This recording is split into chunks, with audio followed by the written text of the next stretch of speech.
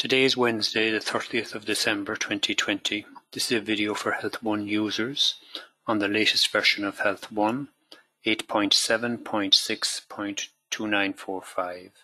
This is a small update on the version that was released recently. The changes we've made relate to CDM, billing and STCs, printing the patient record, deleting transactions easily, and internal to viewer. These are the issues I'm going to discuss in this video. The billing STC has a separate video. First thing I'm going to discuss is the chronic disease management changes we have made. I have Health 1 open. I'm clicking on Analysis, Chronic Disease Management Dashboard. And as you can see here, when I open the dashboard, checking acknowledgements. So it automatically logs on to the PCRS to check acknowledgements of reviews that have been sent. And then your dashboard is displayed. The options for this are in Tools, Options, Chronic Disease Management and Cycle of Care. And down here you can see your options available. One is download the acknowledgements automatically when opening the dashboard, and you can not do this if you like. We also have a registration alert. In other words, if a patient has one of the diseases in the item problem or medical history, when you open the file, it will advise you to register, yes or no. And we can also have an alert when the next visit is due. And we have that ticked by default also. So that's Tools, Options, CDM, Cycle of Care. So back to the dashboard. And in this particular dashboard, down the bottom left, you see there's 106 records available.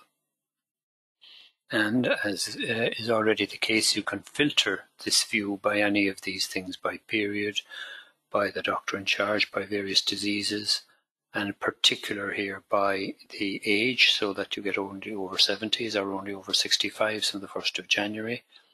And you will be able to filter such that my list is now down to 97 records.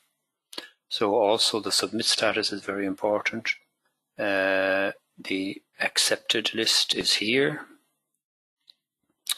You can check if you have any rejections, and you can fix the rejections. This has all been dealt with in other videos.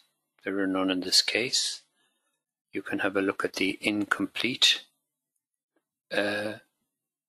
submissions, and you can go through these and double click on any one of them and see why they are not complete.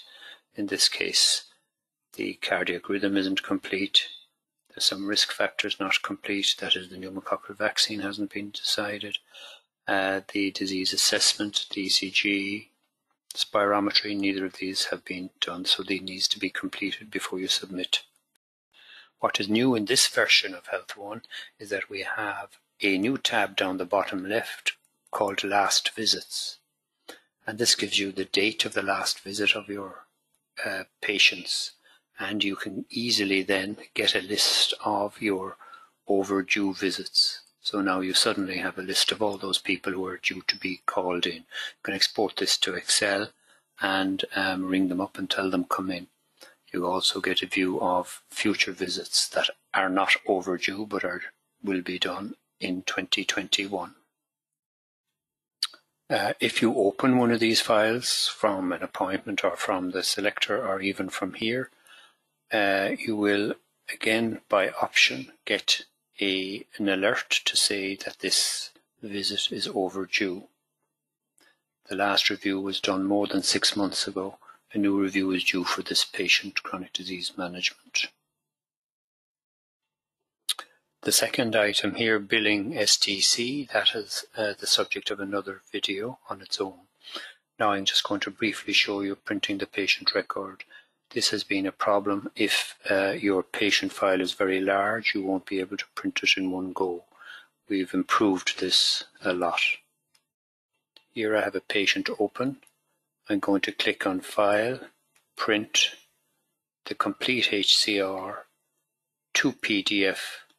As you know already, you can do a full content, which is all the text and all the images and archive documents, or the text alone, which is easy, or the archive documents only. The archive documents and the images are the things that cause problems when printing. So we have a new function here where we split the PDF files and combine them later on. So the file I have open here is a very big file, and when I click OK, you will see Health1 will save this file into c-win-temp as a PDF file, and it will load it as it goes along, and it will split it all up into multiple PDF files. So you can see file 1, file 2, file 3, and so forth, including all the archive documents called bulkies here.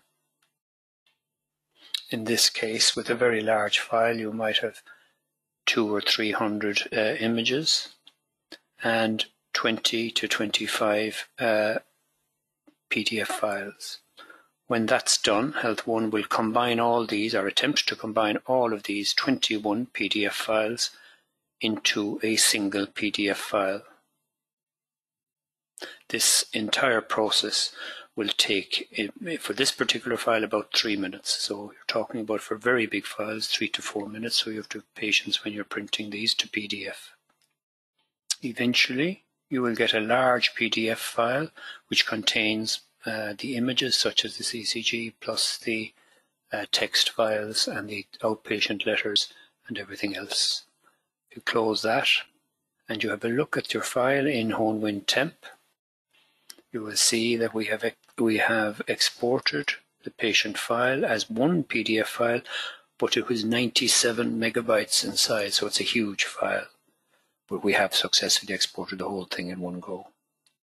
The next short thing we're going to show you is how you can delete transactions by choosing a selection of them. So again, if we open the same file, you can hold the control key down and select various transactions, and you can right click on it and delete them, and they'll all be deleted, the selected transactions. This is new. Lastly, we have a new internal TIFF viewer which you can use if you wish. So this is a TIFF file here, and I can look at this with the Health1 internal viewer if I so wish, and print it and make it big or small or whatever I like.